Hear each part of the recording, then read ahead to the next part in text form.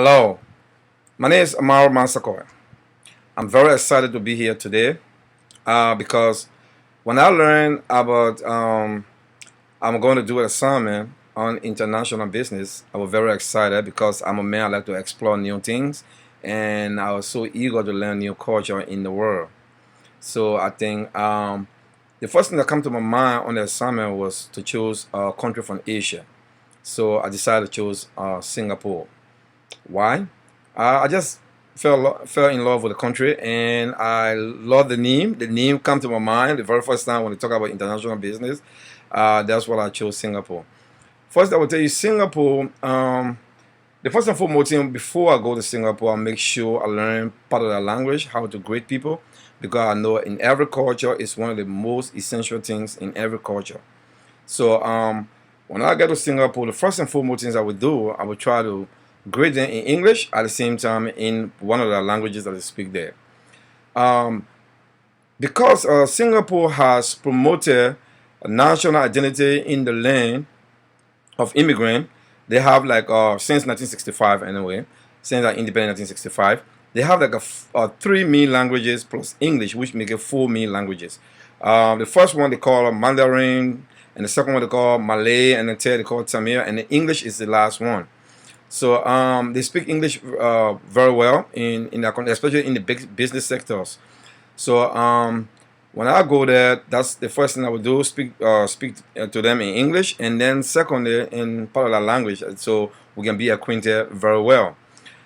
In Singapore, they take their language very seriously. The communication system in there, you have to be very careful to communicate because the first and foremost thing, the verbal languages. There are non-verbal language. I mean, their non-verbal language is very essential.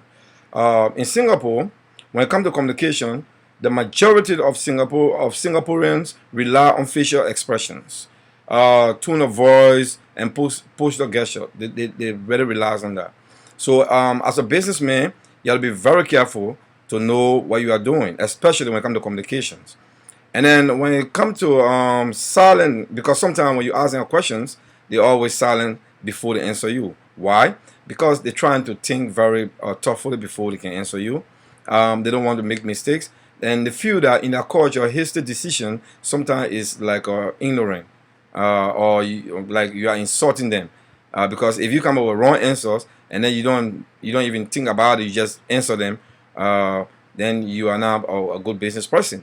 So one of the things you have to learn is that there are non-verbal expressions. So, and one of the things about Singaporean is that whenever you ask them the questions and they are a little bit silent before they answer you, that doesn't mean that they're ignoring you. No, they're trying to think about it before they answer you because they want to give you a vivid explanations about what you asked for.